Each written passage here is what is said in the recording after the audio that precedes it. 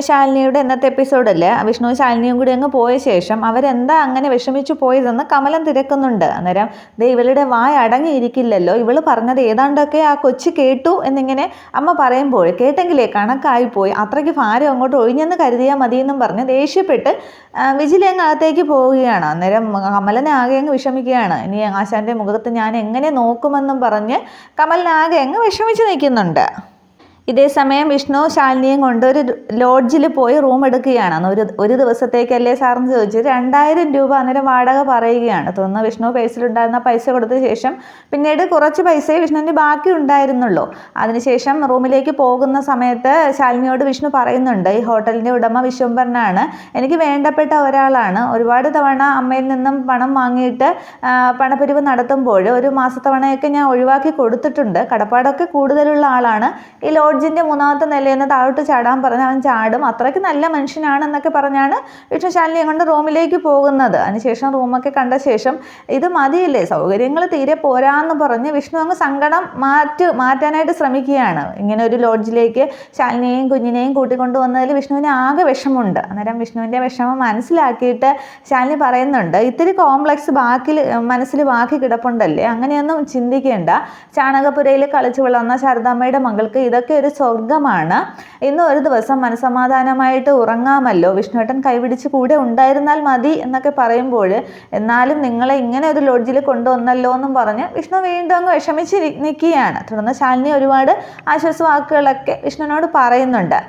തുടർന്ന് വിഷ്ണു പറയുകയാണ്, കമലിന് ഒരുപാട് തവണ വിളിച്ചു, അവൻ ഒരുപാട് വിഷമമായി എന്ന്. അന്നേരം വിഷ്ണുവേട്ടന് കൂടുതൽ വിഷമം ഉണ്ടാകാതിരിക്കാൻ വേണ്ടിയാണ് അവിടെ നിന്ന് ഇറങ്ങിയത്. വിജിലയും കുറ്റം പറയാനായിട്ട് സാധിക്കില്ല, കല്യാണ പ്രായമൊക്കെ കഴിഞ്ഞ് നിൽക്കുന്ന അവൾ മുന്നോട്ട് നോക്കുമ്പോൾ എന്താണ് അവൾക്കുള്ളത്, കുറ്റാക്കൂരിട്ട് അങ്ങനെ നിൽക്കുമ്പോൾ നമ്മളും കൂടി അവർക്ക് ബാധ്യതയാകണ്ട, പിന്നീട് മുഷിച്ചിലുണ്ടാകണ്ട എന്ന് കരുതിയതാണ് ഇപ്പോഴേ ഇറങ്ങിയതെന്ന് ശാലിനി പറയുന്നുണ്ട്. അന്നേരം വിഷ്ണു പറയുകയാണ്, അതെ എൻ്റെ കുറ്റം തന്നെയാണ്, എനിക്ക് സുഖസൗകര്യങ്ങളും ചോദിക്കുന്നതിന് മുമ്പേ എല്ലാം ഭക്ഷണവും ഇഷ്ടഭക്ഷണവും ഒക്കെ കിട്ടുമായിരുന്നു, അപ്പോൾ കൂടെ ചങ്ക് പറിച്ച് കൂടെ നിൽക്കുന്നവരുടെ കാര്യം ഞാനങ്ങ് മറന്നു പോയതാണ്, വൈകുന്നേരം ആകുമ്പോൾ അവർ തിരിച്ച് വീട്ടിലേക്ക് ചെല്ലുമ്പോൾ കുത്തുവാക്കുകളും കുറ്റപ്പെടുത്തലും മാത്രമല്ലേ ഉള്ളായിരുന്നുള്ളൂ, അപ്പോൾ കൂടെ നിൽക്കുന്നവരുടെ ഉള്ള സമയത്ത് ഞാൻ എന്തെങ്കിലുമൊക്കെ കൊടുക്കണമായിരുന്നു എന്നൊക്കെ പറഞ്ഞ് വിഷ്ണു കമലൻ്റെ കാര്യം ആലോചിച്ച് വിഷമിക്കുകയാണ്. അന്നേരം ഇനി ഒരു പുതിയ തുടക്കമാകും, പുതിയ തുടക്കത്തിന് വേണ്ടി നമുക്ക് ശ്രമിക്കാമെന്നൊക്കെ അവർ പറഞ്ഞ് അവർ രണ്ടുപേരും കൂടി റൂമിലിരിക്കും, പിന്നീട് കുഞ്ഞിനെയൊക്കെ കളിപ്പിച്ചുകൊണ്ടിരിക്കുന്നുണ്ട്.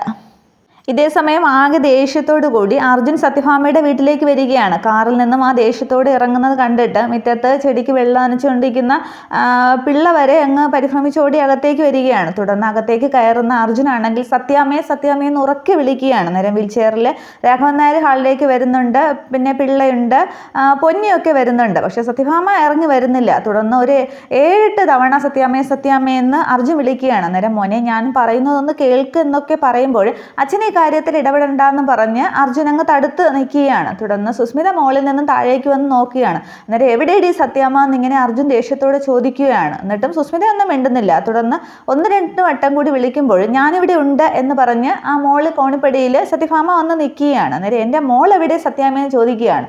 അന്നേരം സത്യാമ്മ മിണ്ടുന്നില്ല. അന്നേരം നിങ്ങളോടാണ് ഞാൻ ചോദിച്ചത്, എൻ്റെ മോൾ എവിടെയെന്ന് ചോദിക്കുന്നുണ്ട്. അന്നേരം ഒരു കുലുക്കവുമില്ലാതെ സത്യഭാമയാണെങ്കിൽ അഹങ്കാര ഭാവത്തോടു കൂടി താഴേക്ക് ഇറങ്ങി വന്ന സെറ്റിലേക്ക് അങ്ങ് ഇരിക്കുകയാണ്, കാലും കയറ്റി വെച്ച്. നേരം അങ്ങ് അർജുൻ അങ്ങ് തിളച്ച് നിൽക്കുകയാണ്. അർജുൻ ചോദിക്കുന്നുണ്ട്, എൻ്റെ അമ്മ നോക്കിക്കോളാമെന്ന് പറഞ്ഞതാണ്, പക്ഷെ നിങ്ങൾ വിട്ടില്ല, നിങ്ങൾ നോക്കിക്കോളാമെന്ന് പറഞ്ഞു, എൻ്റെ കുഞ്ഞിനെ എവിടെ കൊണ്ടുപോയി കളഞ്ഞു എന്നൊക്കെ പറഞ്ഞ് അർജുൻ അങ്ങ് ആകെ കലിതുള്ളി നിൽക്കുമ്പോൾ സത്യഭാമയാണെങ്കിൽ അർജുൻ പറയുന്നത് മൈൻഡ് ചെയ്യാതെ അർജുനെ പരിഹസിക്കുകയാണ്. പൊന്നിയെ വിളിച്ചിട്ട് പറയുകയാണ്, പ്രീതിയെ ഇന്ന് കുളിപ്പിക്കണം, കുറച്ചു നേരം എഴുന്നേൽപ്പിച്ച് നിർത്തണം, പിന്നെ 6:30-ക്കുള്ള ഗുളിക കൊടുക്കണം എന്നൊക്കെ പറഞ്ഞ് പ്രീതിയുടെ കാര്യങ്ങൾ പൊന്നിയോട് സംസാരിക്കുന്നുണ്ട്. തുടർന്ന് ആകെ കലിപ്പിൽ നിൽക്കുന്ന അർജുനാണെങ്കിലോ സത്യാമ്മ നിങ്ങൾ എന്താ എന്നെ പരിഹസിക്കുകയാണോ എന്നിങ്ങനെ ചോദിക്കുകയാണ്. അന്നേരം സത്യഭാമ അഹങ്കാരം ഒട്ടും വിടാതെ പറയുകയാണ്, വയ്യാത്ത ഒരു മോളുണ്ട് എനിക്ക്, അവളുടെ കാര്യം കഴിഞ്ഞിട്ട് വേറെ എന്തും എനിക്കുള്ളൂ എന്നിങ്ങനെ അഹങ്കാര ഭാവത്തോടു കൂടി അർജുനോട് പറയുകയാണ്. അവൾക്കൊരു ഭർത്താവുണ്ട്, പക്ഷേ അവനാണെങ്കിലോ ആരാൻ്റെ അമ്മയുടെ കാര്യം നോക്കാനാണ് സമയം എന്നൊക്കെ പറഞ്ഞ് അങ്ങ് സത്യഭാമ പരിഹസിക്കുകയാണ്. ഇതൊക്കെ കേട്ടുകൊണ്ട് സത്യഭാമയുടെ അടുത്ത് തന്നെ സുസ്മിതയും വന്നിരിക്കുകയാണ്.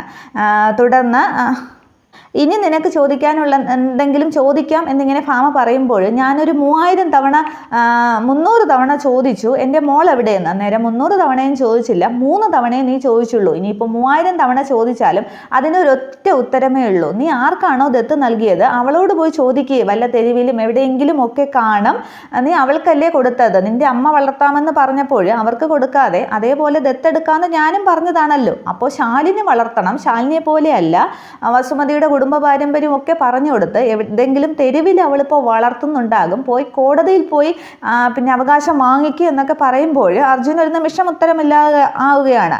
അന്നേരവും സത്യഭാമ നീ എന്തൊക്കെയാണ് പറയുന്നത് എന്നൊക്കെ രാഘവൻ നായർ ചോദിക്കുന്നുണ്ട്. അന്നേരം ഇതല്ലാതെ പിന്നെ ഞാൻ എന്താണ് പറയേണ്ടത്, അവനല്ലേ വക്കീലിനെ വിളിച്ചത്, മാളെ ഏർപ്പാടാക്കിയതും എല്ലാം ചെയ്തതും, പിന്നെ എന്നോട് എന്തിനാ ചോദിക്കുന്നത് എന്നൊക്കെ അങ്ങ് ഭാമ അർജുനോടങ്ങ് കയർക്കുമ്പോൾ സുസ്മിതയ്ക്ക് ആകെ അങ്ങ് സന്തോഷമാവുകയാണ്.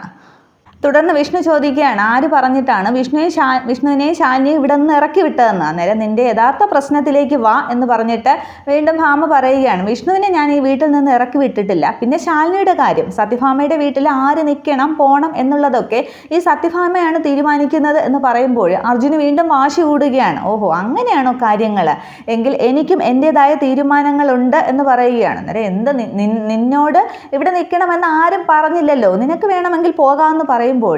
എൻ്റെ ഭാര്യ എവിടെ നിൽക്കണമെന്ന് ഞാനാണ് തീരുമാനിക്കുന്നത്, എൻ്റെ ഭാര്യയെ ഞാൻ ഈ വീട്ടിൽ നിന്നും കൊണ്ടുപോകും എന്നിങ്ങനെ അർജുൻ പറയുമ്പോൾ ഒരു നിമിഷം ഭാമ ഒന്ന് പേടിക്കുകയാണ്. അന്നേരം ഇവൻ കൊണ്ടുപോകുമോ എന്നിങ്ങനെ സുസ്മിതയും സംശയത്തിൽ നിൽക്കുകയാണ്.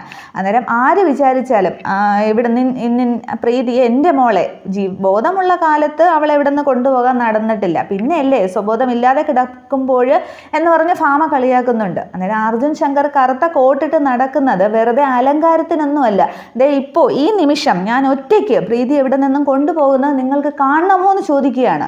അന്നേരം എങ്കിൽ അതൊന്ന് കാണണം എന്നിങ്ങനെ പറയുമ്പോൾ പണം കൊണ്ട് കിട്ടാവുന്ന ഗുണ്ടായുസത്തിൻ്റെയും കൂടി അഹങ്കാരമല്ലേ നിങ്ങൾക്ക് എന്നിങ്ങനെ മുഖത്തടിച്ച പോലെ അർജുൻ ചോദിക്കുകയാണ്. അന്നേരം ആര് വിചാരിച്ചാലും എൻ്റെ മകളെ എൻ്റെ അടുത്ത് തന്നെ നിൽക്കും, നിനക്കത് സാധിക്കില്ല എന്ന് പറഞ്ഞിട്ട് അർജുൻ ഇങ്ങനെ ദേഷ്യത്തോടെ നോക്കിയിട്ട് മോളെ സുസ്മിതയെ വാ എന്ന് സുസ്മിതയെ വിളിച്ചുകൊണ്ട് ഭാമയങ്ങ് റൂമിലേക്ക് പോവുകയാണ്.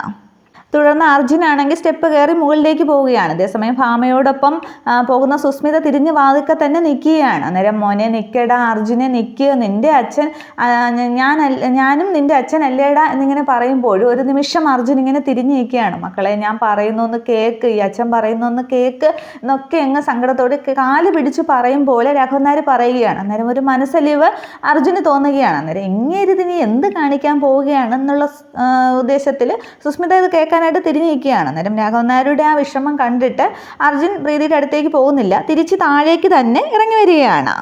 തുടർന്ന് എന്താ അച്ഛാന്നും പറഞ്ഞ് അർജുൻ വരുമ്പോൾ മോൻ്റെ അച്ഛൻ മരിച്ചു പോയി, എന്നാലും ആ സ്ഥാനത്തിൻ്റെ വില നിനക്കറിയാം എന്നുള്ളത് കൊണ്ട് ഞാൻ സംസാരിക്കുകയാണ്. പാറുക്കുട്ടി ഇവിടെ നിന്ന് കൊണ്ടുപോയതിൽ ചങ്ക് തകർന്നിരിക്കുകയാണ് ഭാമ. പക്ഷേ അതവൾ പുറത്ത് കാണിക്കുന്നില്ല എന്നേ ഉള്ളൂ. പക്ഷേ ഇനി ഈ ഒരു അവസ്ഥയിൽ പ്രീതിയും കൂടി കൊണ്ടുപോയാൽ അവളുടെ അവസ്ഥ ഒരുപക്ഷെ എൻ്റെ ഭാമ ഉണ്ടാകില്ല എന്നൊക്കെ അങ്ങ് രാഘവൻ നായർ സങ്കടത്തോടെ പറയുകയാണ്. വീൽ ചെയറിൽ നടു തളർന്ന് കിടക്കുന്ന ഈ അച്ഛന് ജീവച്ഛവം പോലെ കിടക്കുന്ന തൻ്റെ മകളെ കാണാനുള്ള അവകാശമെങ്കിലും മോൻ നിഷേധിക്കരുത് എന്നൊക്കെ പറഞ്ഞിട്ട് അങ്ങ് കരയുകയാണ് രാഘവൻ നായർ. എന്നിട്ട് പറയുന്നുണ്ട്, വാശിക്കാരിയായ ഒരു നിർബന്ധ ബുദ്ധിക്കാരിയായ ഒരു ഭാര്യയുടെ ഭർത്താവിൻ്റെ ഗതികേടാണ് ഇതെന്ന് പറഞ്ഞിട്ട് ഞാൻ വേണമെങ്കിൽ മോൻ്റെ കാല് പിടിക്കാമെന്നും പറഞ്ഞ് രാഘവൻ നായർ മുന്നോട്ടായുകയാണ്. അന്നേരം അർജുനൻ ഓടിച്ചെന്ന് രാഘവൻ നായരെ പിടിക്കുകയാണ്. വേണ്ടച്ചാന്നും പറഞ്ഞ് കൈ പിടിക്കുമ്പോൾ നിൻ്റെ കാല് പിടിക്കാമെന്നൊക്കെ പറയുമ്പോൾ അർജുനങ്ങ് മനസ്സലിവ് തോന്നുകയാണ്. എനിക്ക് മനസ്സിലാകും, അച്ഛൻ്റെ അവസ്ഥ മനസ്സിലാകും എന്ന് പറയുമ്പോൾ പ്രീതി ഇവിടെ നിന്ന് പോകാതിരുന്നു എന്ന് ചോദിക്കുമ്പോൾ ഇല്ല എന്നിങ്ങനെ അർജുൻ സമ്മതിക്കുകയാണ്. ഇതൊക്കെ സുസ്മിത പുറയുന്ന റൂമിൻ്റെ വാതിൽക്കൽ നിന്ന് കാണുകയാണ്. അന്നേരം ഭാമയും അങ്ങ് പുറത്തേക്ക് ഇറങ്ങി വരികയാണ്. തുടർന്ന് ആ ഒരു കാഴ്ച സത്യഭാമയും കാണുന്നുണ്ട്. പക്ഷേ സത്യഭാമയുടെ മുഖത്തെ അഹങ്കാരത്തിനാണെങ്കിൽ യാതൊരു കുറവുമില്ല.